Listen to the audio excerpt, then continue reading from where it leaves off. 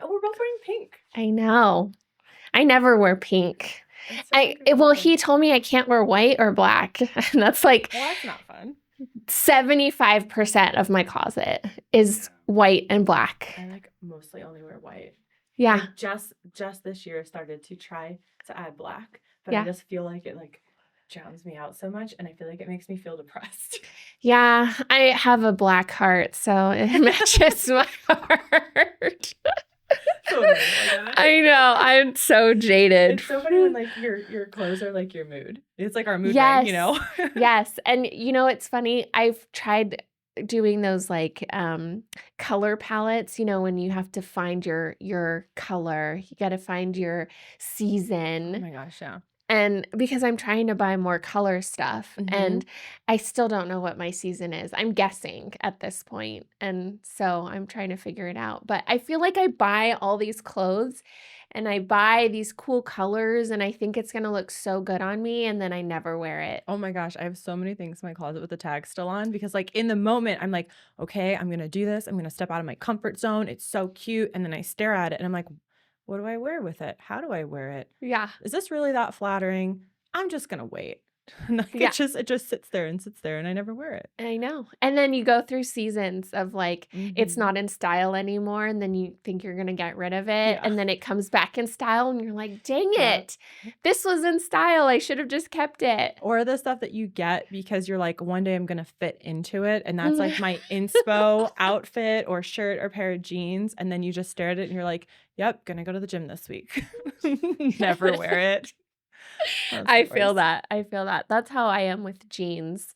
Jeans are they were my thing and buying like the really good designer jeans and all that stuff. Now I just like buy things that fit me and look good on me and not worry about the brand or whatever. But Yeah, I wish I could have like a personal shopper because I don't know how to dress myself. Like I'm still learning like what is my palette and if my hair is darker this month or lighter next month or if I have a tan or if I don't have a tan. Like all these little things really matter. It's obnoxious, honestly. yeah, yeah, I feel that. I feel that. I wish I could too. I use like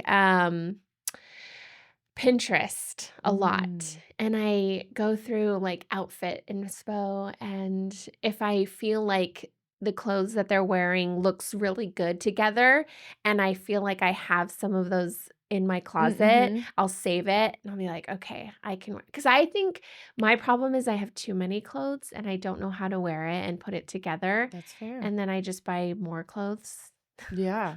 I feel yeah, it's always like your closet is like exploding, but you're like, I have nothing to wear. And like I don't know why and how that always sets in where you literally have all of these things, but like no outfits to actually wear.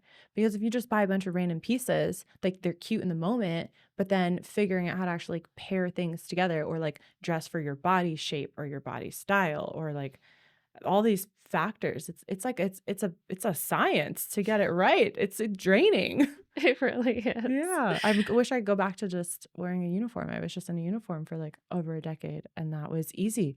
I didn't have to think about what to wear every day. I didn't have to do my hair. Yeah. I just woke up and put on the thing and went. And then now I'm like learning how to be a civilian, which also means learning how to be a woman, which also means learning how to like do your hair or do your makeup or buy normal people clothes.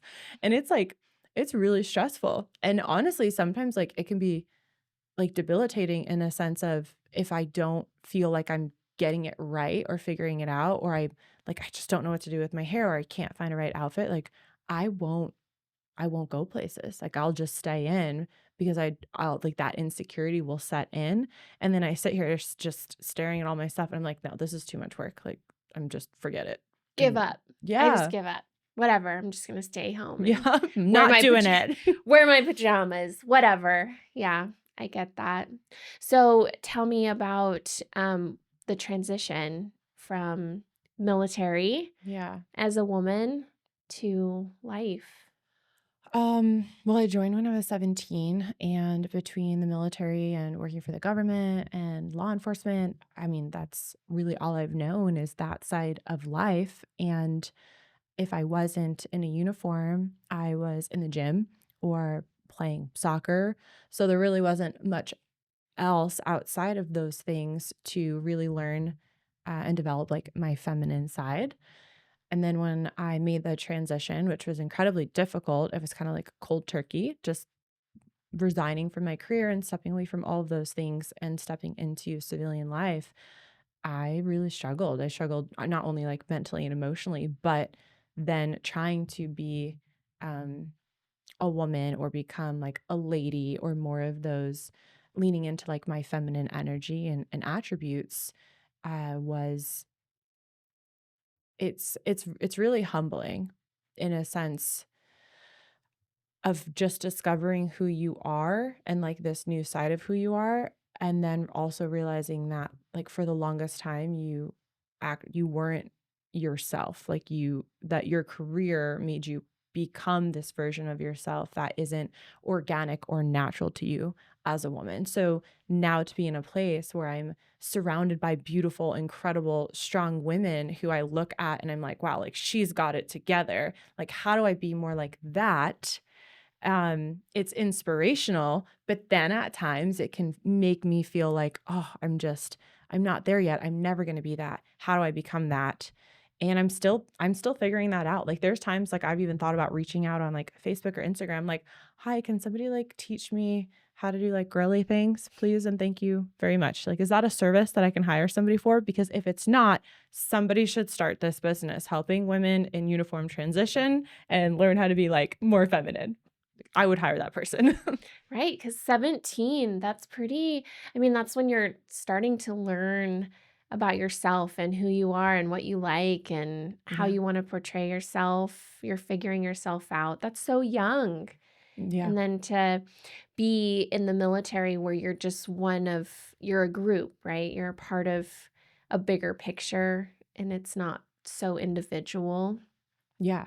And when it's a very like male it's a very male dominated industry. So you can't show up and be more feminine or girly or like lean into that side of being a woman because then you're viewed as either attention seeking, if you try to like even look good or do your hair cute or do any of these small things, you're just attention seeking.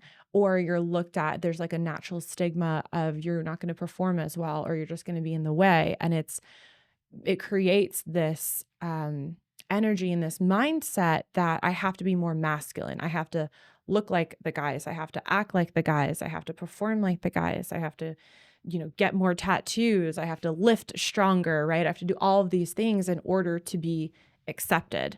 And then that now becomes your mindset and you completely just lose who you are as a woman. And it's a really hard dichotomy. Yeah. So, how do you feel like women in the military like, what do you think in general of just women in the military? Do you think that I mean, we have such a, um, specific role as women outside of the military. What do you think the role is in the military? Oh my gosh, this is really controversial. I know, but I'm legitimately curious, Mm, um It's it's hard because women are viewed as emotional and, we have that nurturing side of us, and so having to turn that off to be in the military, yeah, I just think it would be so hard, but I also feel like women can be an asset, but it's like, at what extent? And how do you separate that and make sure that every role is being done to the best of their ability? that is it's such a great question. And I don't think a lot of people look at it from that perspective on the weight that it does put on women. So I had a big reality check when I separated from the military and I started to learn more about myself. Controversial, there is this line now that we're crossing of women really entering into the front lines and doing Mm. things that men have done for years and years, right? The first women to complete ranger school. And those are amazing accomplishments. I will not take that from those women. When I was in, I felt and was bred to believe, because of my environment and the teams I was on, that if I wasn't doing the same things as the men, I wasn't as good and I didn't have as much value and worth. And that's how I started to view myself, was if I couldn't perform at their level, I was obsolete. Like there was no point.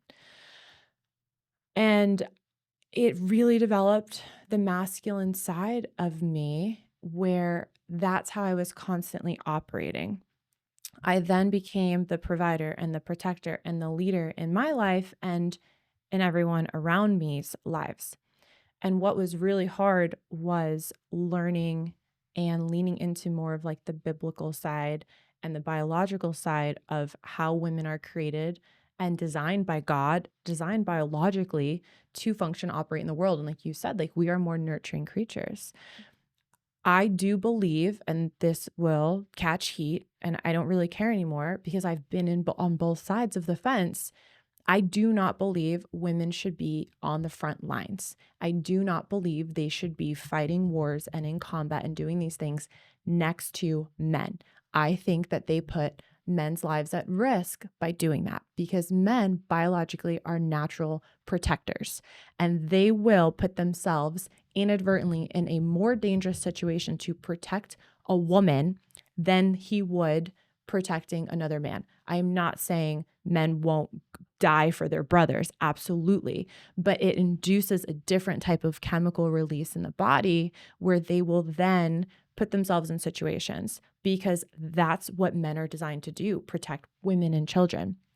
So when we started making this shift and women trying to push the feminist movement of, I'm a woman, I can do all the same things men can do.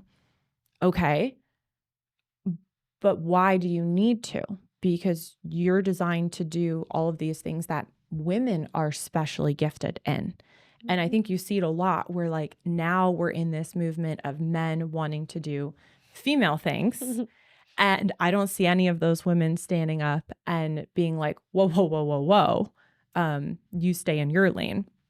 So now that I've transitioned out of that mentality and I've learned to like leave the masculine side, at the door, leaning into the feminine side, I have learned so much more about our capabilities and the special gifts that I have that I wasn't in a position to lean into and utilize and offer the world around me, because it was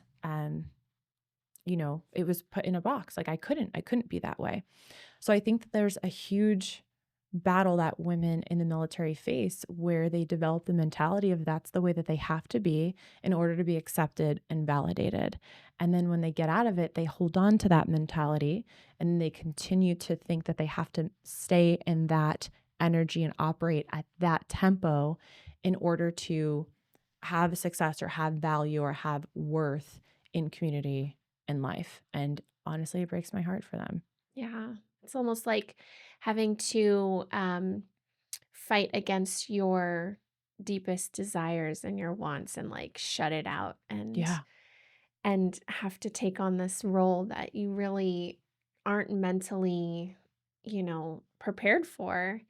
It's Yeah. like And it's gonna be I hard. think I think women who are in their feminine and are in a healthy power dynamic, partnership, married, um, in more traditional masculine feminine roles, I think that they face a very similar side of this. You don't even have to be in the military to be led into this energy. When are you married?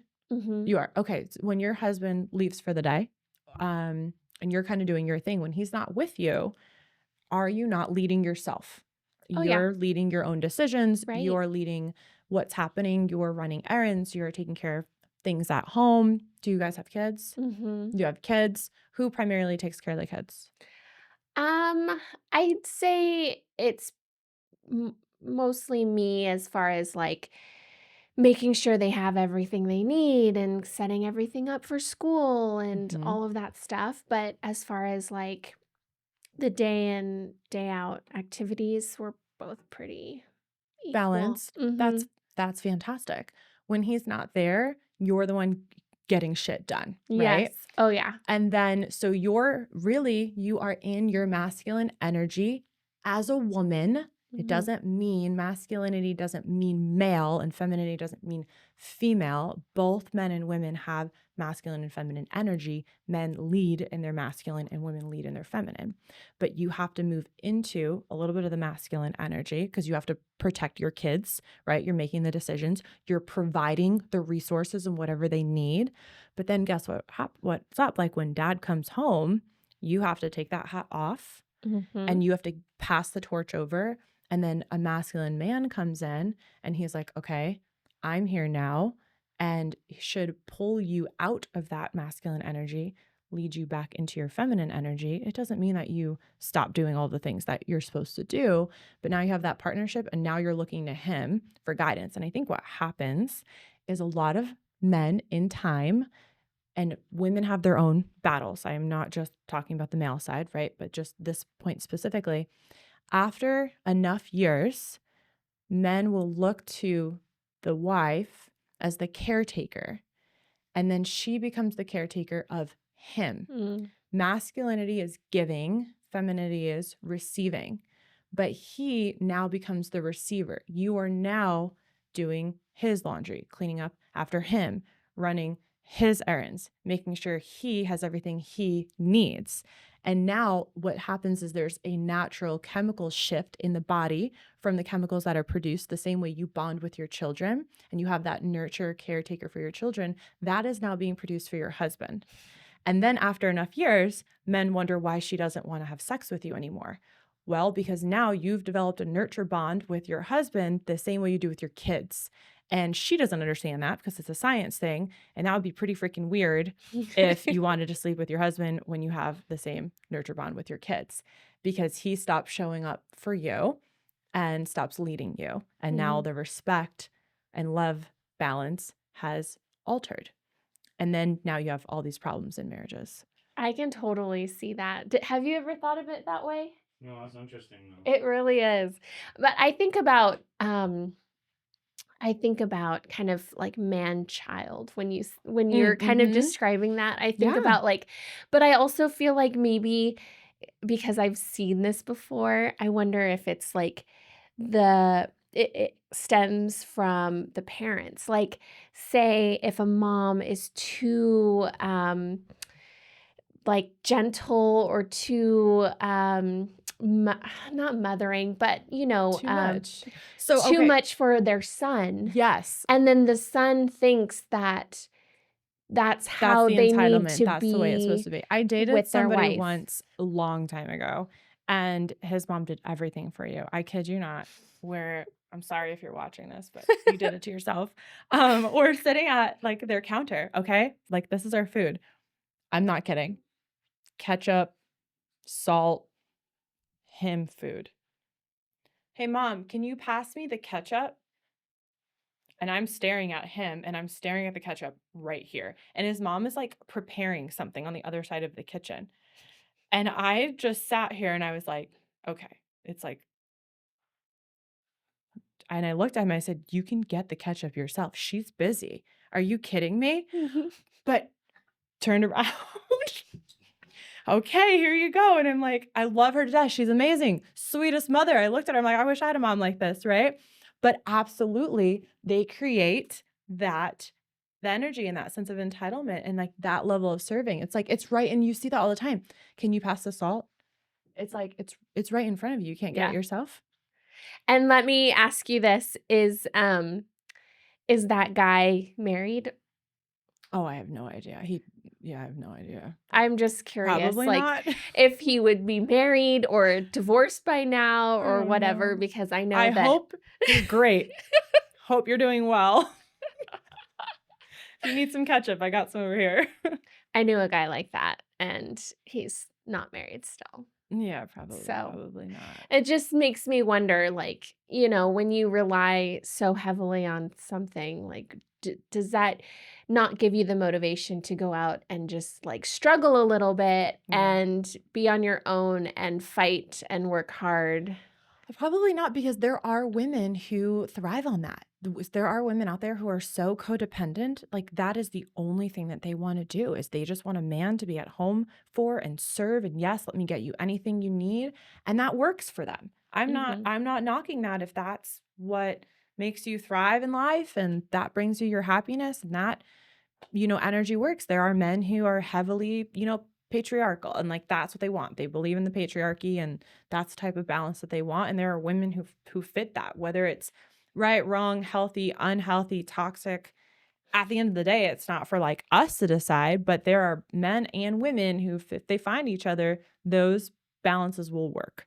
For me personally, not so much, but it is what it is. But I think that those shifts are a big factor in what's creating such a divide in our culture nowadays is women wanting to stand up and I don't need a man.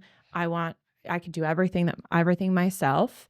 And then after enough years, she's unfulfilled because she's been Mhm. alone for so long and we're not meant to be alone. Women were literally created for men. We were right taken from the rib of a man to be their helpmate. We are made by biblically to be here to be a partner.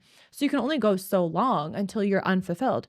And then, okay, going down the rabbit hole, but then you look at that and you say, how many of those women who've been on their own for so long are now getting on antidepressants, anti-anxieties because they're cycling through their emotions because they don't have the healthy balance because Right. women operate like this, right? We're Mhm. in our highs and lows. And a good, strong, healthy masculine man is going to be very grounding. They're going to be calm, cool, collected. They're going to be your leader. They don't need to get really, really loud to command your respect or anything. And they keep that balance. But when a woman doesn't have that balance, that grounding, she's all over the place. So then we get on meds. So then the pharmaceutical company makes a ton of money off of that. And then women, statistically, who are on meds and who are now unhappy, what do? We spend money. Retail therapy, right? So now we're the biggest consumers. And then we feed the economy by spending money, our hard earned working money, because we want to climb the corporate ladder and we make all this money because we could do it ourselves. And then we're the ones funneling the economy. So why on earth wouldn't the government want to destroy the nuclear family? And Yeah. we get to pay men less now because, well, you have two incomes at home. And that's where like wages increasing over the years happened because women started working. So then companies were like, oh, well, your wife works. We don't have to pay you as much because now you have two incomes that should be one income that man who's working his ass off for deserves. But now he works 60 plus hours a week for half the salary. That's crazy. I haven't thought of it like that, in that way. Y'all probably catch a lot of heat for saying this stuff, but whatever. Not everyone's cup of tea, right? I mean, there's truth in all of these different, ideas of how family should be and how relationships should be and Yeah. things like that. It's just nature. Yeah. And And don't get it twisted. Like, I'm not saying women shouldn't work. I think women are fantastic business owners and good at their jobs. I'm not saying it's like, you know, back when where like women should only be at home being caretakers and like you don't have that role. Like I fully believe in like Proverbs 31 woman. Like she was the heart of her home, but also a successful businesswoman. Like mhm, there is absolute value in that. And that's what the partnership is supposed to look like. It's not you only do this and you only do this. You meet each other in the mhm, middle in those areas. Like you said, past this, we share the responsibilities. The man is the head of the house, right? But the woman is the neck. He can't do anything without her support. And it's her role is guiding, helping him see, giving input to decisions, having a voice. And then ultimately, he's the executor that goes out and executes the decision that you both made together. It is not, this is my house. This is what I say. You're going to do what I say because I said so. You are still a team, and one can't operate without the other. I feel like I've seen that. I've been married 11 years. Amazing. And, there was a time when I feel like we had a rocky relationship. And I feel like it's so clear to me now. I feel like it's because I was the breadwinner at the time. And I mean, I don't know about other women, but I don't want to be the breadwinner. No. I Yeah. don't. I don't want to be the one working so much and all of my needs are met last. Because Mhm. in general, as a mom, you're putting everyone else before you. And then when you're completely last because you have to work so many hours because you have to pay your mortgage Mhm. and basically like you're left with the shittiest schedule ever. I was just so miserable, and I couldn't be there for my kids because I was so tired all the 'Cause time. you're constantly giving. You were Yes, constantly in your masculine energy. yes, and so that was when we decided to move from Hawaii. We lived here before, and we moved to Hawaii because that's where my husband's from, Yes.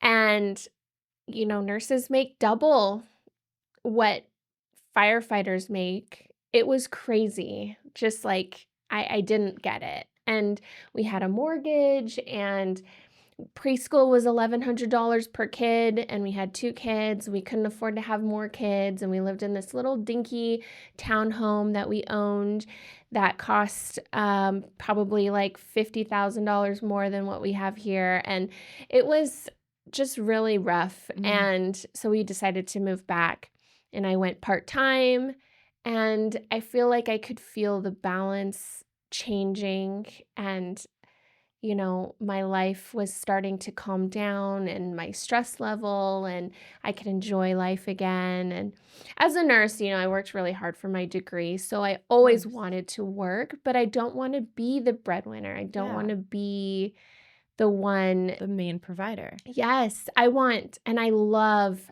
that my husband is in that role now and he loves to provide and he is just that strong person in our household that That's holds it all amazing. together. Yeah. And I don't know, it's just like that nature But you in feel it naturally, right? yes. Because now that you're in it, Yeah. you can now be like you're soft, sweet, nurturing, kind, grace-giving, patient, loving woman that you are. But when Mhm. you're not led into that space, it's really, really hard to enter into that as a woman.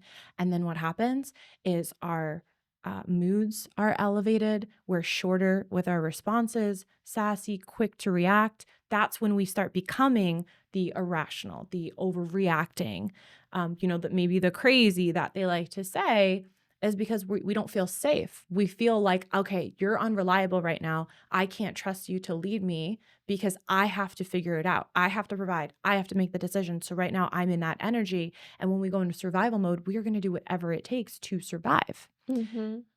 So when you're pulled back into that, right, you feel that difference. But that's why a lot of women will react with disrespect to their husbands because they're not being met with their needs.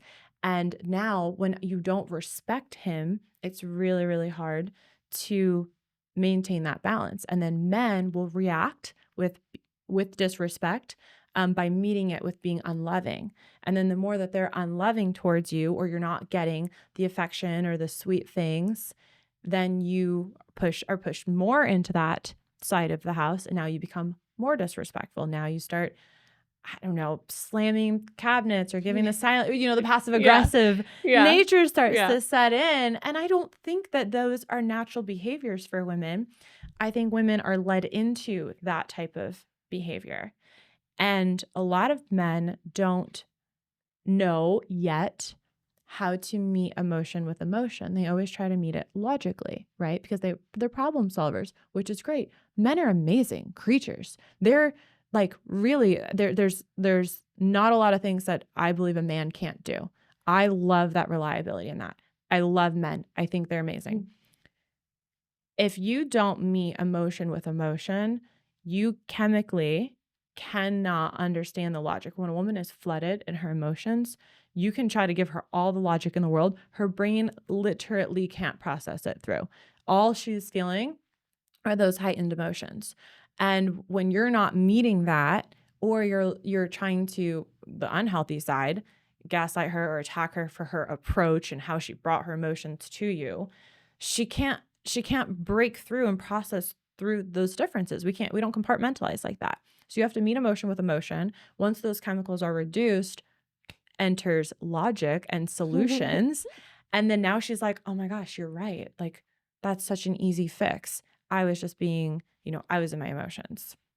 Yeah, and we're very much emotional creatures, Mm-hmm. and men are very logical. And I think it's great that we have those differences because that brings balance, right? Like, Absolutely. That's what you need. I know. I feel like a lot of times I think about the things that my husband does, and I'm like, I am so glad he does that because I would have procrastinated. I would have, like, just not worried about it or whatever. I have so many other things to worry about. And so it's nice to have balance. Oh, I can't wait to have that. Yeah. One day I'll find that. Yeah. So what is stopping you now? Trying to find yourself or No, I've done a lot of work on myself and my own healing and my own self-development. I mean, I think we're always constantly growing and developing, but I know the type of relationship and marriage that I want to be in. I want a healthy balance. And there, I think society is just making it really tough. There's not a lot of men that operate in that kind of energy. And if you're a woman totally. that says, yes, I want a man to provide for me and protect me, now you're looked at as like, oh, okay, you're just like a gold digger, or you're just this, or you just want these things, you just want to sit back and do nothing all day. And it's like, no, that's literally not it at all. I work and I will keep working. But like you said, as a woman, I do not want to be the breadwinner. I don't want the weight of the world of providing the roof over my head and my family's head on my shoulders because it takes energy away from the other areas on how I can love and give and serve my husband, my future husband. Mhm. So I think it's just I just haven't found that person yet that makes me feel safe and secure. And unfortunately, because of what I have accomplished in life, I'm primarily the provider and the protector because of my skill sets or my background. So it's hard to find somebody who challenges me. Mhm. I just haven't met that level yet of somebody who can push me and make me a better woman. And I want that. I want a man that makes me like feel um that level of submissive. Like, I just respect you so much, and there's nothing that I know that you can't do, and you will have my back in everything.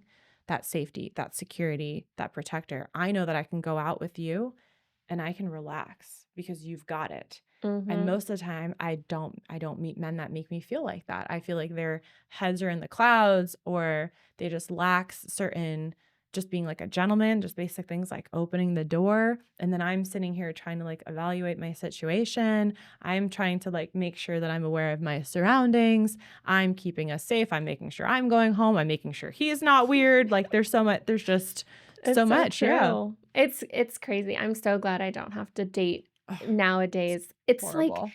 things have changed so much and, I don't know. It's crazy nowadays. I don't know when did it shift, like when they open your Could not door. tell I mean, you. my husband still opens my door and I things love that. like that.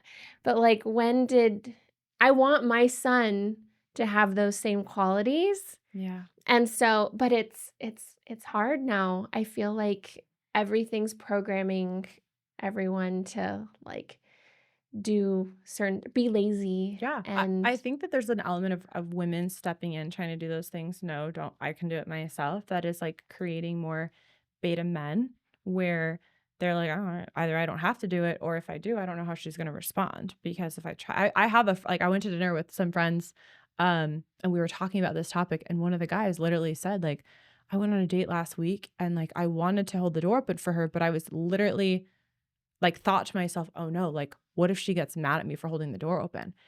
And I was like, excuse me? First of all, let's back up here. You just be you. And if you want to hold the door open for a woman, please do it because there's not a lot of men that will even do those small things anymore. And if she doesn't like it, then she can see herself out. But Yeah, like, don't change who you are as a man to meet these women's needs in that level, in or that what they regard. think that And they what they think. Yeah. want, and, I mean, because I don't see holding a door open for a woman as a weakness, but in Mm-mm. some ways, I feel like now women think that shows weakness maybe, or they wanna be so independent, but I mean, that's manners, and Yeah. I Yeah, I mean, miss it's no those different than things. holding the door open for a stranger, right? Right. But that's I think that is something that women struggle with too, is the receiving part. It's really, really difficult to receive love and feel okay when a man offers to do something for you.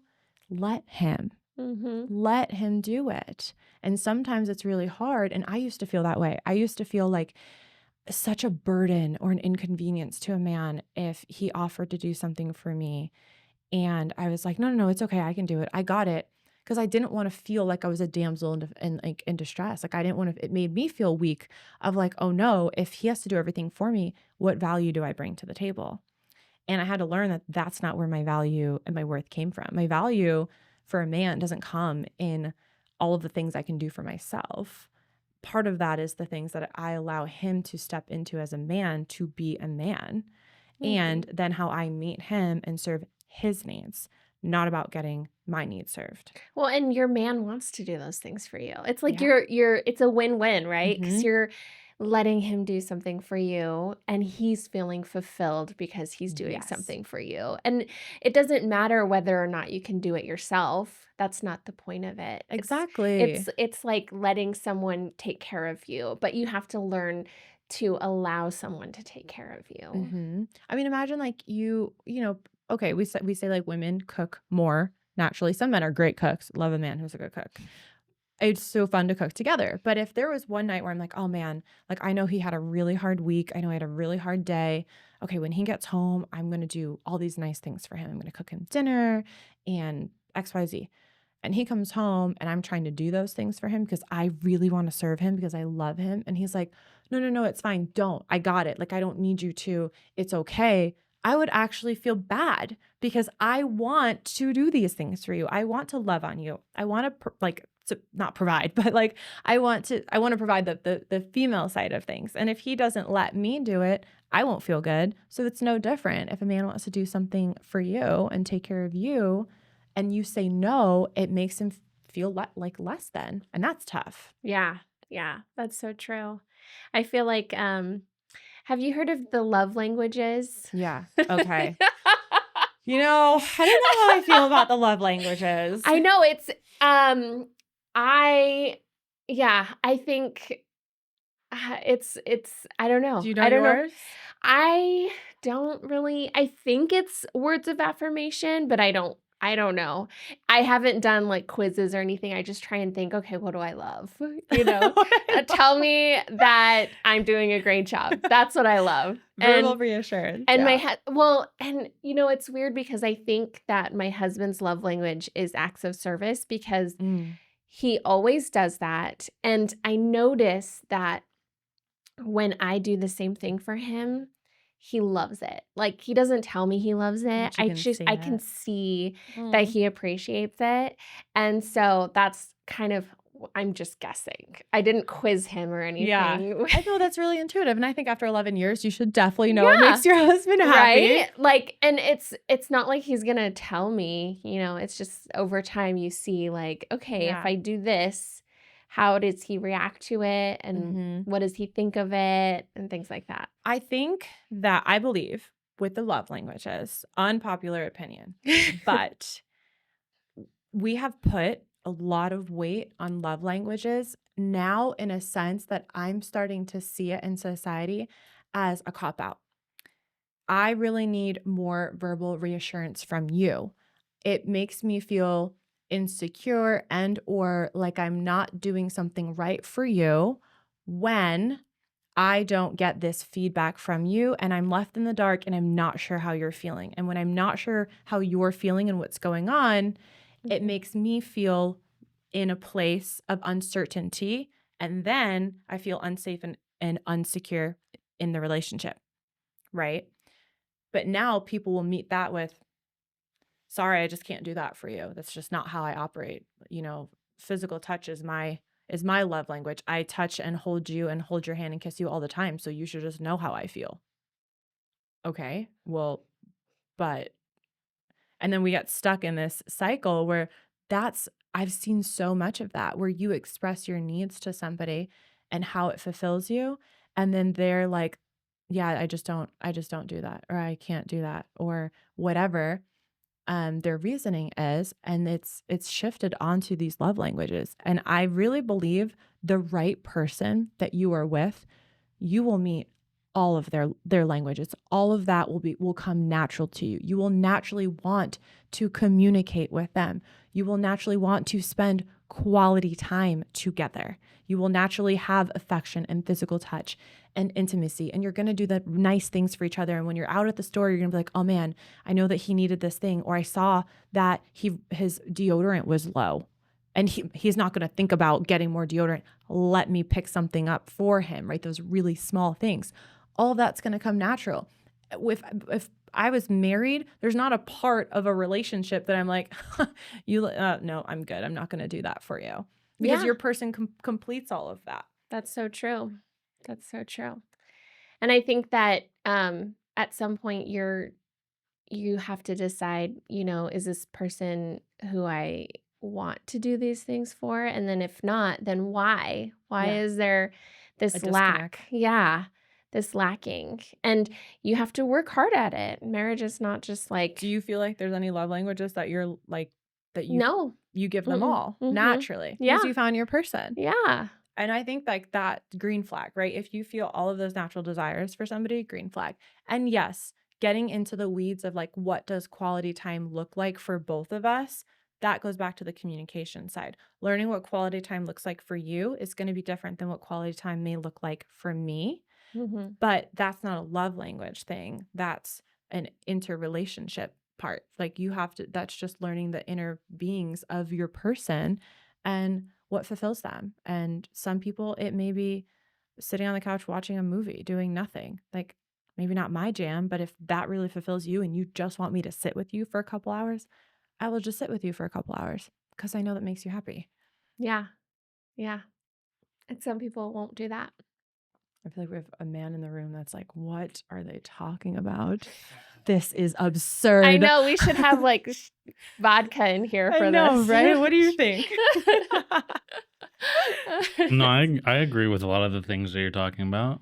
He's married too, Yeah. so you better I shape I, up. I definitely I definitely relate to a lot of the things that you guys are saying, and can put myself in those shoes, especially with some of the stuff about uh like giving to each other and realizing that, you both have your strengths and weaknesses in a relationship, and like there's kind of those general archetypes of a husband and a wife, but they don't necessarily always match up perfectly. For example, my wife hates to cook, and I also think she's not the greatest cook, so I'd rather Totally just fair. take care of that. And but I hate doing the dishes and cleaning up, and so she does that after I cook. So, it's about finding that happy Balance. medium, Hmm. and yeah, the balance, and being able to give and take. And I agree though with like if a guy in a relationship is very, I don't know, lazy and not strive, like, because you can be in a relationship with a man who doesn't necessarily have the greatest job or is making the most money, but they need to be striving. They need to be like ambitious, and they need to be working towards things, I think, instead of, finding someone who's just kind of complacent and doesn't want to take any Hmm. risks or work hard at something. I think that's probably the most important thing, um, in my opinion, when it comes to like a man in a relationship. Mhm. So Yeah. That's so true. I mean, women, I don't know. I don't know about other women, but I feel like it's just your natural instinct to want like a man, like Yes. that masculinity and to like kick some ass if he needs to. Like And I yeah. completely feel protected by him when we're out and about. Like I Mm, know that game if changer. if shit goes down, He's got you. he will fight to the death. Yeah. Yeah.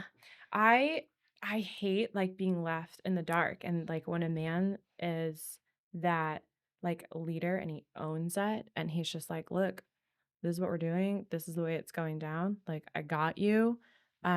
It's really attractive. Like, when a man doesn't leave, like, all this guesswork or, like, puts all of the questions on you and induces, like, decision fatigue, it oh my gosh, it just doesn't exist anymore. I mean, even, like, dating, right? It's like, "Oh, well," they'll either, like, wait till, like, the last minute, like, "Oh, you free tonight?" Okay, well, no, because I have things to do, but okay. I'm free, this day next week. Cool. What do you want to do? Uh, okay. Am I dating me here or are you dating? Like, what are we doing? But like when a man comes in and is like, nope, next Tuesday, like, are you free next Tuesday? I'd like to take you out, Mhm. right? Maybe like obviously ask, but Yeah. and then you're like, you step into that, great. Like, I'll pick you up at this time. Don't even worry about anything. And I have it all planned out. You get to just show up and relax. Yeah. You get to feel taken care of and be like, okay, I'm just here to receive and enjoy the experience. And then it lets a woman get to know you a lot better too, because she's not constantly in her head trying to make all the decisions and Yeah. thinking, and you're putting a lot of that strain in, like that type of dating dynamic. People just don't do it. And I don't believe in the apps. I will not get on dating apps. I just won't do it. Fine for other people, just not me. But I think that culture is really creating this shift where people eliminate so quickly, and they make it really easy to just go from like one person to the next to the next, but also is creating like divorce culture where we have this Mm. sea of options at our fingertips, and instead of digging in and being committed to the person that you are with, being literally like that ride or die, I'm with you, that choice, choosing that person every day, people step out the second things get Hard. hard, a little uncomfortable. Somebody wants to have a difficult conversation. Someone wants to call you out on your shit. You feel convicted. You're like, nope, this woman is making me rise to the occasion too much. And she's challenging me too much. And she's calling me out on my shit. And now I Mhm. have to actually show up and be that man. And that's too much work. So I'm going to go back over here because this is easier. And I Yeah. don't have to show up for these women like that. That's so true. And it's instant gratification instead of delayed gratification for something that could literally bring you a lifetime of happiness. Mhm. And And it also, like, I feel like the apps are so superficial, right? yeah, Like, it's all based on, like, their pictures and, like, quotes about, like, little things that they're interested in, and it's like, that's not truly who they are. And I know for myself, like, my husband was not my type. Like, just looking like, just glancing, super yeah, somebody superficial. you wouldn't have thought you'd be It's with. not Yeah. he's not somebody I would have dated, but because, because he wasn't my type, I feel like he was exactly my type, right? Because you're always going for this type that you think you want, Mm-hmm. and it never works out, and you have to step out of that and find someone truly who meets all your needs, that it's not superficial, you Yeah. know? And I think there's an element of pressure that we put on ourselves when you meet somebody that you're like, oh my gosh, he or she is exactly my type. Like, that's what I want. Then all of a sudden you're like convincing yourself that you have to be perfect and you have to do all these things because, oh my, that's it. That's what I want. They check all my boxes. So now you're trying so hard and you end up putting on this like different persona that you really can't sustain because you're trying to be at that level, whatever that level is, right? But you put this person on a pedestal. But when you find somebody that you're like, that's not naturally your type, there's no weight on that because you're just being yourself. You're like, whatever. And you get to Mhm. know them much more organically, Yep. and it's more fun, and you could be yourself. And then next thing you know, now you've developed this relationship. And for women can be with a man and love a man that she wasn't physically attracted to, but will become physically attracted to him because of how he meets her needs and loves her and provides for her and shows up for her and does all of those things. If a man fits all of those needs, she'll be attracted to you forever. It doesn't matter. if you get dad bod or whatever, right? But men do have to have a level of attraction for a woman. Men don't naturally become more attracted physically to women because she's kind and she's sweet and she's got a great sense of humor. It doesn't work that way. There's tons of women that are kind and sweet and have great senses of humor and are great people, and men will still be like, yeah, no, won't give her the time of day. I'm going to go look over here. Really? Is that true?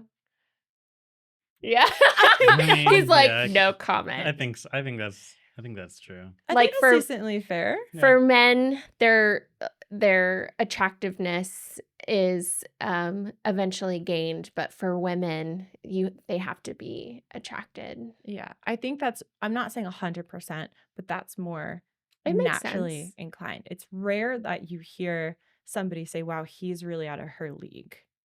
Mm. Like, how did, she get him? No, am I saying that right? Yeah. Yeah, like he's better looking than she is, or I just confused myself. So women need to be don't need to be attracted to a man. But yeah, how did she get him? If people will be like, oh, like he's really, really attractive and she's not, like that's just not really. And I think that all that stuff is like ridiculous anyway. But the conversations that I have with people, like this is where it falls. You will always hear about a woman falling more and more in love with the man that she's with because of how he loves her, not because of how he looks. And I think that's true. I mean, I don't think I've ever dated guys because of their looks, honestly. Yeah, nope. Like, I think looking back at all of my ex-boyfriends, they all had different looks and things like that, but they all kind of had certain traits or whatever. But it's interesting because my husband is so completely, he looks different than anybody I've dated, but he has all of the good qualities that I liked in all of those guys, but in one person. So it's kind of nice. Your husband's going to hear this and be like, do you like me? No. Yes. No, I'm kidding. You're so sweet. I love that you talk about him. You're just like, oh, I mean, he's not physically my type, but I love him in every way. You have to understand, this guy is so, like, I am very much attracted to him. No, I'm just teasing. I love that. But that's what I mean, right? Yeah. Because you start off with saying, I mean, yeah, I wasn't normally my type, but like, oh my gosh. And now you hear how obsessed, crazy in love you are with this man, and you've been with him for 11 years. But you started off saying, oh, he wasn't my type. So like women don't write those guys off. Like give him an opportunity, give him a chance, because a man who shows up for you, you will become physically obsessed with.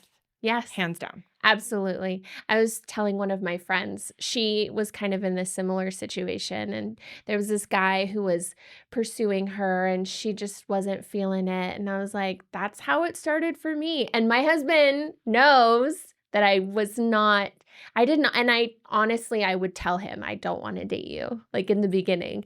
But there were other factors of why I didn't want to date him. He had dated someone I knew. And I just got out of a really interesting relationship. We lived together. He was the first guy I'd ever lived with. And so I didn't want to jump into anything else, but it's kind of how things progress. Like, we were very much good friends. And then because I didn't want to jump into anything, it just took longer for us to build that friendship and have that foundation. And then when we started dating, we got engaged less than a year later. And we've been together for 13 years now. Okay. And so I feel like that's a good thing. That's amazing. And I tell him, I would tell him, like, I can't date you. I don't want to date you. This isn't like, no, but he persisted very slowly, and it was patient. It was very patient. Yeah. And it was great. And I told my friend this. I was like, that's how it started for me. Like, the person you least expect could be your person. But you not giving him a chance it could possibly, you could miss out. You could miss out on your person. I have a lot of girlfriends who are married that's how it started out. Like, at first they were like, oh, I don't know, he's not my type. Oh, I don't know. No, I just want to be friends. Like, rejected it pretty hard. And it's like the men that were very like patient and just gentle with that, prevailed. And now Mhm. once they made the shift, once the woman was like, okay, relationship, instantly usually married within 12 to 18 months, all of them, and still happily married decade later, 8 years later. Mhm. And I'm in this like women's Christian group, and somebody actually posed this question of, is it wrong to get married or engaged so quickly after meeting your, like, the person that feels like your person? And all these women commented about how, no, like, when we met, I knew. We got married after 6 months, and we've been married for 20 years, right? Yeah.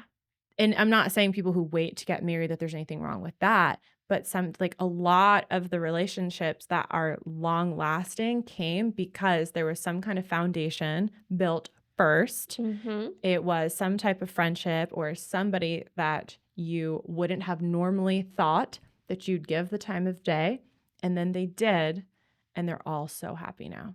Yeah.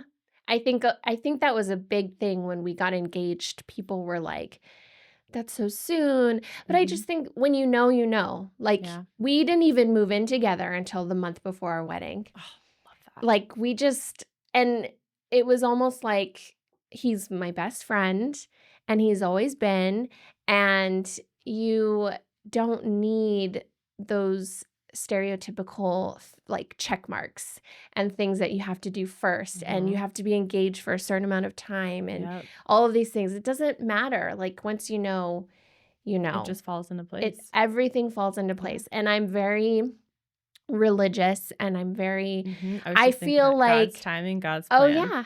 I feel like,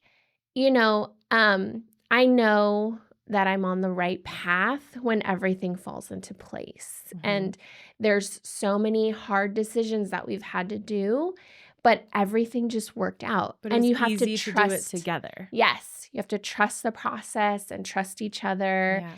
and work together, and it just all falls into place. When it's met with peace and all the fruits of the spirit, you know that's from God. And you can't deny that. You can't ignore that. Mhm. And finding that biblical peace in your relationship, and when you put God first at the center of your relationship, now that you want to talk about unfiltered beauty, that's a beautiful thing when Totally. two people can lead their relationship with Christ at the center of it. Mhm. It's so true. It's funny because, um, in my relationship journeys, I mean, it's been a long time since I've dated anybody else, but, I see, like, patterns. I see, like, okay, this boyfriend brought me closer to God, Mhm. and this boyfriend brought me into the Catholic Church. I'm Catholic. But then my husband's the one who's kept me there. Mm, And so that's it's amazing. like it's really interesting because I truly believe like there were steps and there was like a journey in it and they had their purposes Yeah, reason, in season, lifetime. yeah, like they were in my life for a reason Yeah. and then it just kind of led one way to another. Yeah, that's fair. If I look back on I haven't been in a lot of relationships, but like the few that I have been, each of them had a role in my faith. Not always in a good way. Sometimes they absolutely push me closer to God. Oh, did they push me closer to God? Um, but that's also what's so hard is when you're like, before, why aren't you married, right? Like, why don't you have your person yet? I want a spiritual leader. Hands down, that's the most important thing to me. And finding a man who can spiritually lead me first and foremost in life is just, it's a rare thing. You don't find it often. And then some men that I've met that are, believers, Christian, um, end up, their actions don't align. And that makes it hard because then you're like, I don't know what to trust. You're telling me you're a Christian man and these are your values, but then you're like trying to take me to the bedroom like the second time I met you or something, like, this isn't really adding up here. It's just it's a lost part of society now, I think, and it makes it really hard, and I will not compromise my faith. Like, I want to be with somebody I'm equally yoked with. God put that on my heart and my desire, and it goes back to those leaders. And it doesn't mean that I wouldn't be with somebody who has a relationship with God and they're still figuring out what that looks like, because I have some friends who, they both kind of found their relationship with Christ around this, like, the same time of dating, and they were kind of at different levels. But through their relationship and through mutually making the decision to lead in that side of things more and commit to building that together, he became a beautiful, natural spiritual leader in their home, in their heart. He didn't start off as that. So I have all the hope that, even if somebody wasn't completely there in their relationship with God, whatever that looked like, that somebody who still believes and wants that and is seeking that, like, can get there with me. We can get there together. And I think that's an amazing thing too. Mhm. I wanna talk about since you're kind of in the dating world, how do you think nowadays guys perceive beauty? Like, do you Oh think my there's gosh. stereotypes? Do you think, like, guys are more inclined or less inclined to date you because of certain beauty things? Or I'm not in the dating realm or whatever. I just do what I want Yeah. and my husband just takes it, but I feel like He's like there's a few extremes, and I'll give you some examples. Me and one of my girlfriends were just talking about this at the gym this week because, I'm 32, like, I'm in my 30s now, right? The men, theoretically, that would be in, like, my dating space are still in an age where they are or would be attracted to women in their 20s. So Mhm, now, she's like, it's tough for you because you're not only competing with women your age, you're also competing with these younger women who are more in their prime, who are really into the beauty things. And we were talking about this because I was like, man, I really want to get hair extensions again. And like, I just feel better when I have them or when I get my lashes done or these little things. It makes me feel more feminine. Like, I love getting my nails done every, 2 to 3 weeks when I can. So those little touches.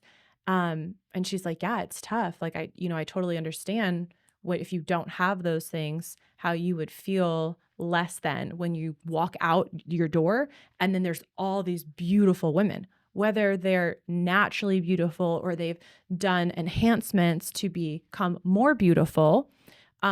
It's still a competition space. So yeah, as a single 32-year-old woman, like, I'm trying, it's kind of like trying to keep up with the Joneses, which mhm. I know that there's a lot of people will say that that's not healthy. Like, you should just be the way that you are, and and the right man will love you for that. And yes, that's true. I want to be loved and still be found attractive for what I am naturally. But what would we just say? Like, Yeah. there needs that physical attraction first.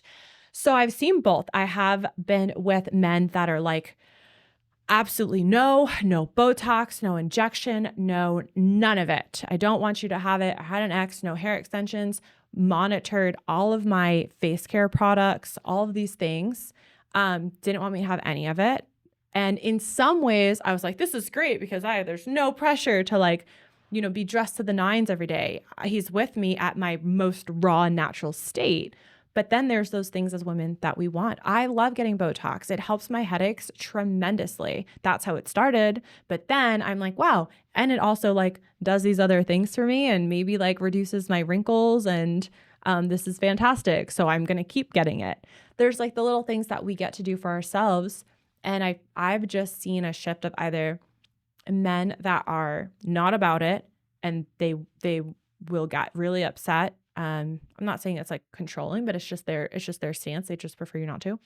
But I had an ex that, right, more recent ex, put a lot of weight on me physically, how I dressed, how I did my hair, took me shopping just to get me better clothes to wear when we went out because appearance was really important to him.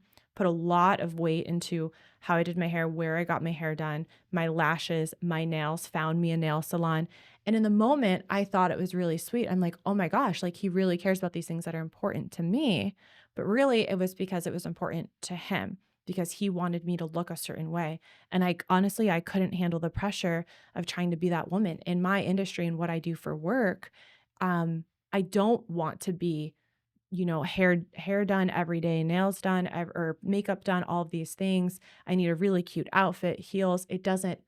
It doesn't make sense. I want to create a space for women that you can come raw and organic and just be yourself and you're loved anyway. If I were dressing like that there's nothing wrong to that Mhm. all the time, I would start putting that pressure on other women. And I don't want to put that pressure on other women. So dating, I've had both. I've had, nope, I don't want you to have anything.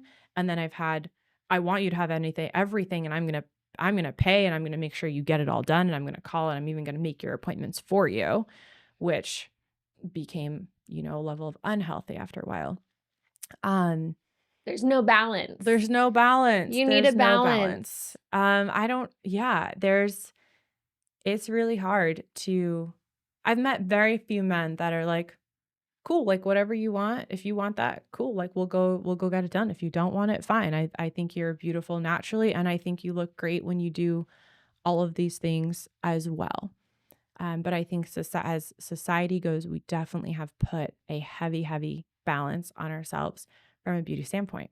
However, as a woman coming out of an industry and career where I couldn't have any of it, to now being allowed to have it, I love it. It Mhm. does make me feel more beautiful. I love getting to do those little things that make me feel more feminine and more confident in myself.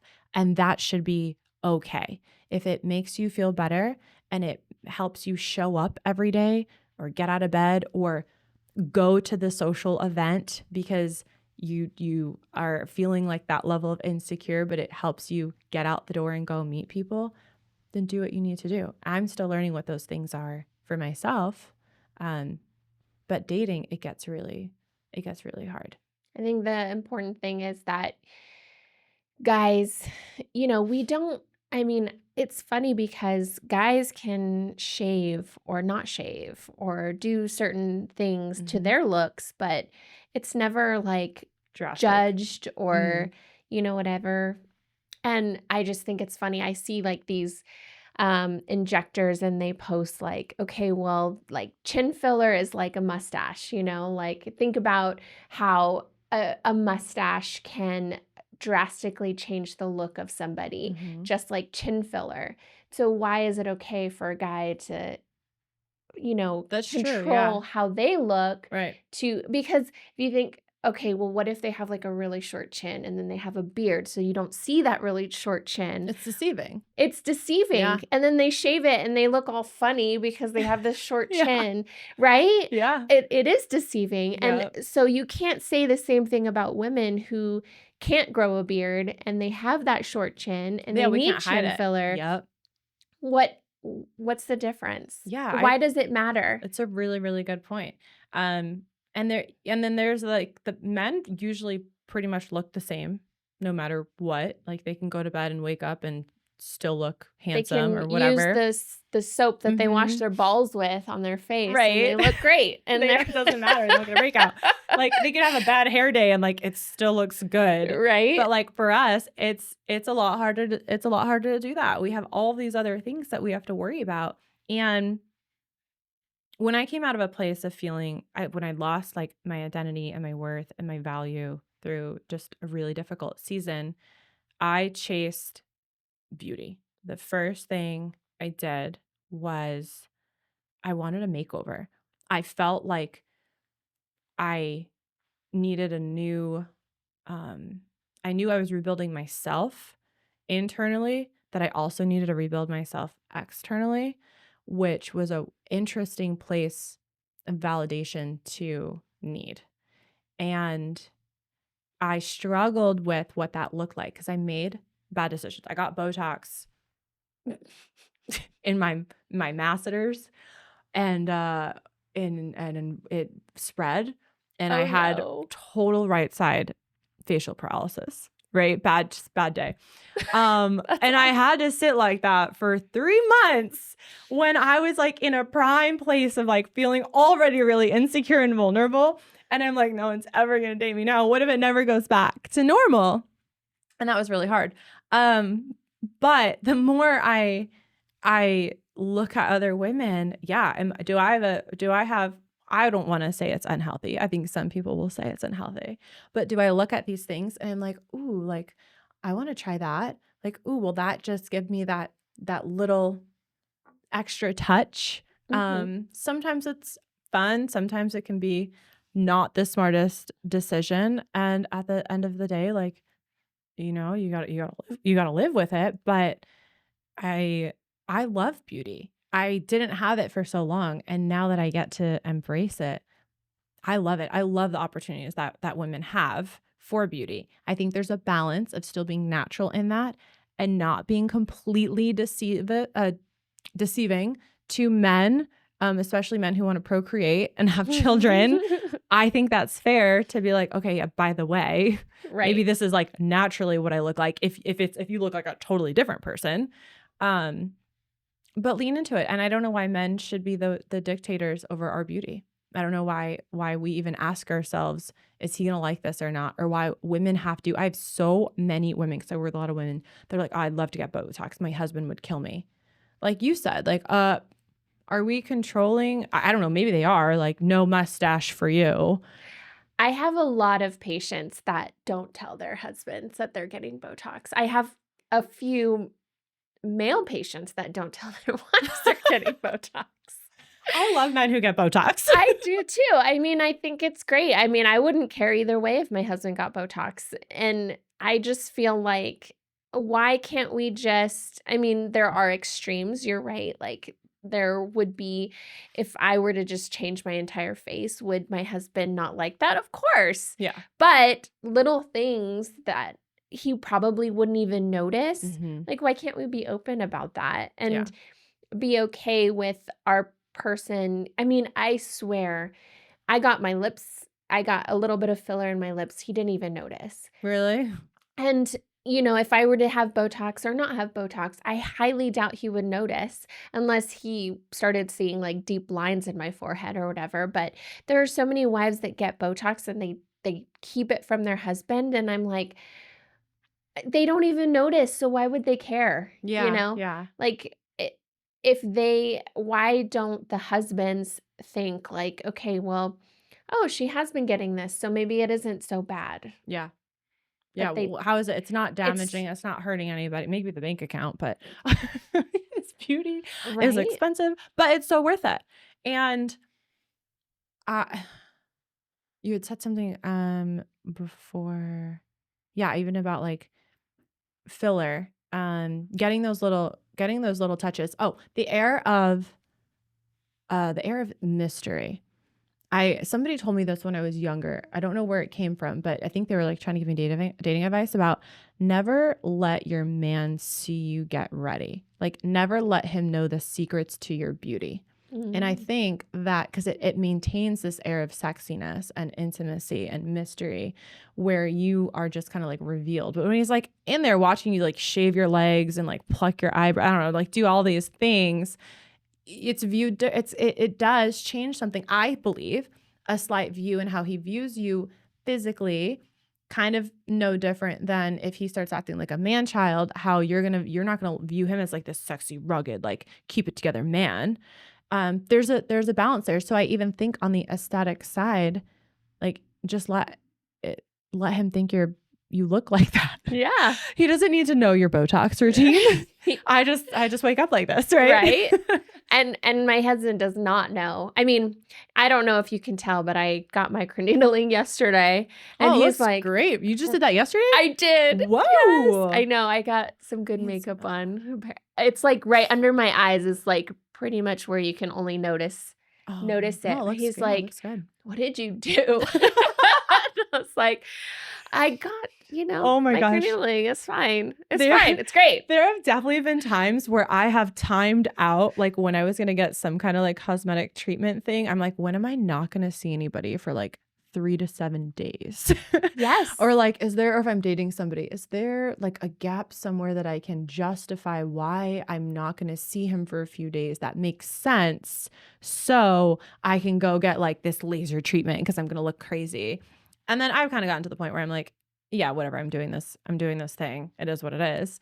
But it's fun. And I have this like sleep line right here that is driving me nuts and I can't get rid of it. And I feel like everybody who looks at me notices this one line under my eye because I love to, you know what it is? I started doing my lashes. So for a long time ago. So I got into the habit of not sleeping on my eye. So I come up and I tuck my pillow right here. And then I keep my lashes forward to preserve them. Yeah. So then I push my cheek up. So because I've been doing that so long to preserve my lashes, now I have a sleep line. It's a give and take. What do you want? Right? I mean, I feel like in a sense, we're always looking for something on ourselves. And that's a big thing when people come in and they're like, do you see this? Like, I want this gone. And I'm like, I don't see it. I feel like I do that to you guys all the time. I'm always like messaging you or like asking Dr. John, like, what about this? Well, can you guys do this? How can you make me look like this? What about that? And you're all like, no. Okay, it's fine. You don't need, nope, you're good. And I actually love the fact that Dr. John says no to people because he really, really preserves, or at least for me, I don't know who else he says no to, but he's told me no many times. And I always respect him so much more because like, I know that he's not just kind of trying to chase my money. Like he's chasing my happiness and he sees things that we won't. And there's been plenty of times where I'm like, okay, good call. That was a good call. Should not have done that. And then there's times where I thought I wanted something and I was like, please, please, please, please, please. And he was like, okay. And then after I was like, ooh, I shouldn't have done that. I should have listened to Dr. John. And he'll be honest with you. He'll be like, okay, if we do this, then you might not like the results. And can you be happy with being imperfect in that aspect? Yes. And there's many times where people can't handle asymmetry or anything like that. But when you start chasing asymmetries, you create more asymmetries. Oh, yeah. People aren't symmetrical in any aspect. Yeah. But when you start chasing those, that's when you're going to notice things, right? I get a lot of patients that are like, I didn't have this before Botox. And I'm like, you did. You just didn't see it as much because you're not focusing on it. But now that you got something done, now you're starting to like look at yourself more. That's interesting. You start noticing things that you didn't notice before that have always been there. Because it's also drawing more attention now to those parts of your face for you naturally. And I feel like I deal with that. I have nerve damage. So I have a scar right here and a scar right here and on the inside. I fell out of a shopping cart when I was a baby on my face. I knocked out all my teeth. Thanks, Dad. I don't know, wherever you are. So I have like a crooked smile. You guys have treated it tons of times. And when I don't get Botox, it's slanted. And that used to make me feel really, really insecure.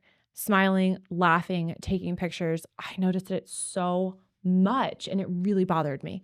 So then I finally had someone somewhere, I don't know, all my travels that was like, hey, well, we could treat this with a little bit of Botox and just balance out that lip. But now what happens is whenever I get my smile pretty balanced, which is always hit or miss with if it drops a little more or not, my actual smile lines in here are drastically different.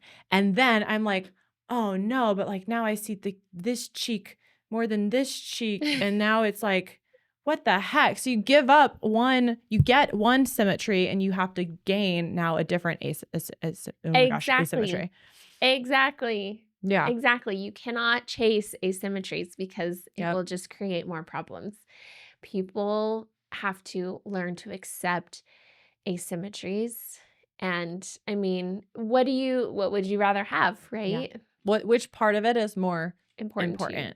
Is it, the crooked smile or is it the crooked cheeks? I don't know. You can't win. The only asymmetry when I went somewhere else, and I had the cartoon eyebrow. Yeah. This eyebrow was like literally in the middle of my forehead one time. And like this one was down here. I was like, no, something's very wrong here.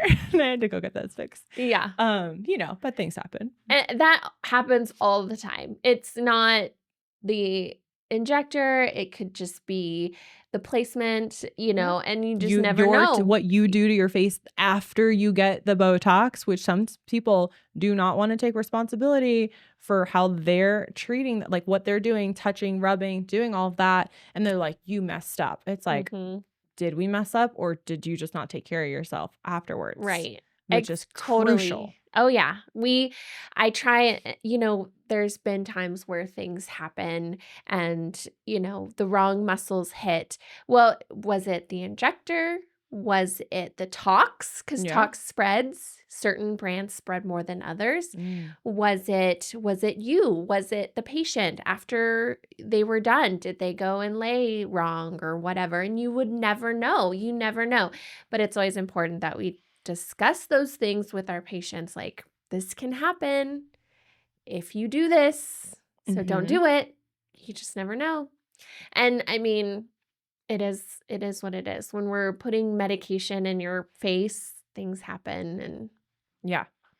Yeah, I think that it's if it makes you feel good, do it. And I think those things for me are something that like I'm still learning about what you can do and like can't do. And I know like I still want to maintain like me and just have like these like natural enhancements, like mostly just not having, all the wrinkles and stuff. mhm, And, more pull, more definition. Love that. Um, and I hope and pray, right, that I find somebody who values me and what's important to me in the sense of if those things give me a little bit of a confidence boost, then I hope he's pulling out his wallet to pay for it. To be mhm, like, "Yeah, babe, here you go. Go do what you need to do." Right? mhm, In the sense of like, obviously, I'm going to work and I'll pay for my beauty things, whatever. But in like the relationship, I want somebody to support that, or yeah, to be like, yeah, go get it done. Like whatever it is, whatever it costs, whatever you need. If it makes you feel better and confident and to show up every day and feel more feminine, like please do it for mhm. yourself. Yeah. I think that goes with, loving someone completely, Mm-hmm. all their flaws, all their strengths and weaknesses and everything, and just, working together and being that spiritual entity to build each other up, not bringing people down, things like that. Yeah. It's very important. Yeah. I think that it can get tough when you bring in like the faith and the spiritual side and the religious side because yes, are we like taught in the church to love ourselves and be in our natural bodies the way that God made and God designed us? Of course, I do believe in that. It's not saying that like, oh, okay, you should just love yourself the way that God made you. And it's not a matter of it doesn't mean that we don't love ourselves still, but I think that you can have a healthy balance of loving yourself through that and adding little things in your life. Like it doesn't say don't get your nails done, right? Like, Mhm. I think that it can become unhealthy when women really, really push the boundaries of like the very extreme measures sometimes that are taken. And I'm sure that can be tough. I'm sure you've gotten requests from women to do extensive filler or treatments that you're like, it's not going to be flattering for you. But I think it can become like a mental, mm, difficult pain point for women to not see themselves the way that we see us. They're only seeing this version of themselves that they are striving to be, and it becomes addicting. Right. And then now we're past the point of what's just enhancing your natural beauty to becoming something that you're not even how you were designed. True. Yeah. And I think that's our goal, is to enhance your natural beauty. Like we're not trying to give you something you never had. Yeah. We're trying to rebuild what you've lost. Mm-hmm. And so I feel like a lot of people, or the people who want to drastically change themselves, physically, it's because they're trying to change themselves emotionally or on the Mm. inside, and they Yeah. think that it'll portray on the outside, or, it'll absorb into the inside and change themselves in the inside, Yeah. or they're looking for something that they need and they think that changing themselves physically is going to fix what they're feeling. Yeah, then that's literally what I had gone through, what I shared before when I said like I was coming out of like a really traumatic, difficult season and I needed to heal and I was healing my inside, right? Internally. So I felt like I needed this whole new exterior because I was trying to chase my emotional and mental happiness. Mhm. And that can be a dangerous game to play when you chase external beauty because your internal beauty is not whole. Now, Mhm. past that, I have found my internal beauty, and my internal beauty is whole. So now it's finding the right exterior and natural balance. And no, now I don't go out and I don't try to dress up because it's what I feel like I have to do. I'm confident and whole in who I am and how I show up for the world every day and how I leave my house.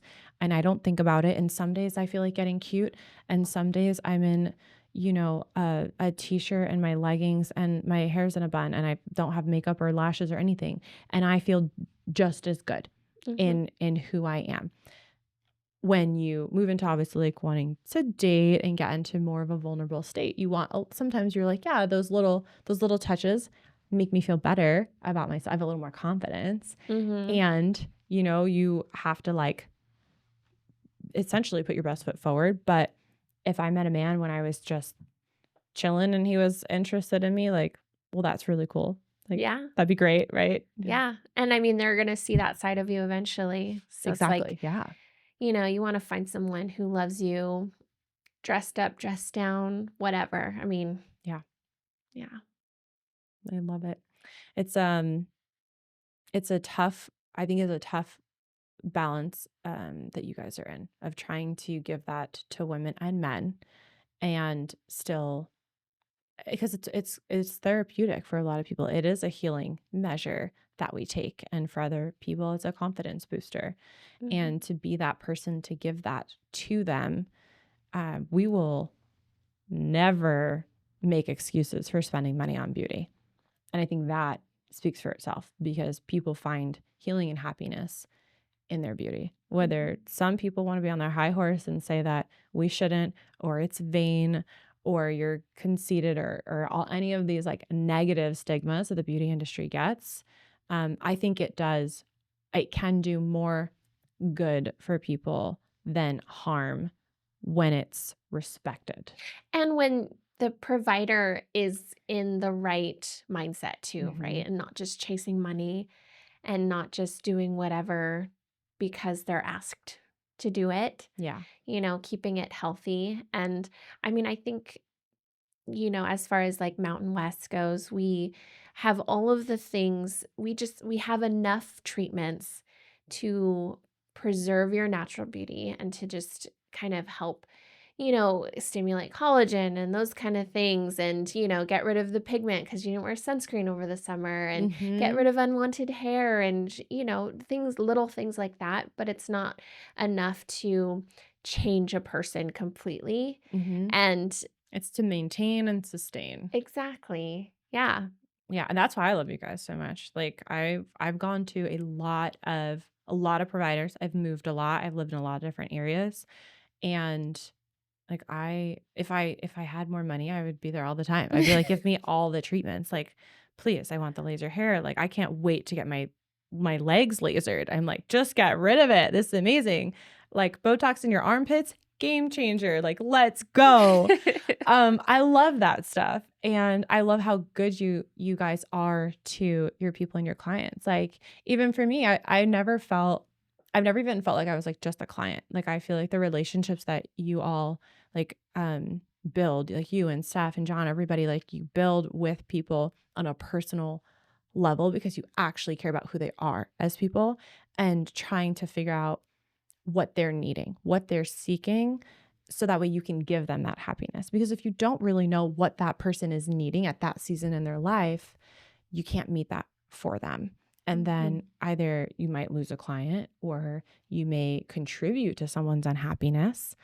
And that's a tough place to be in. Like it's a hard job.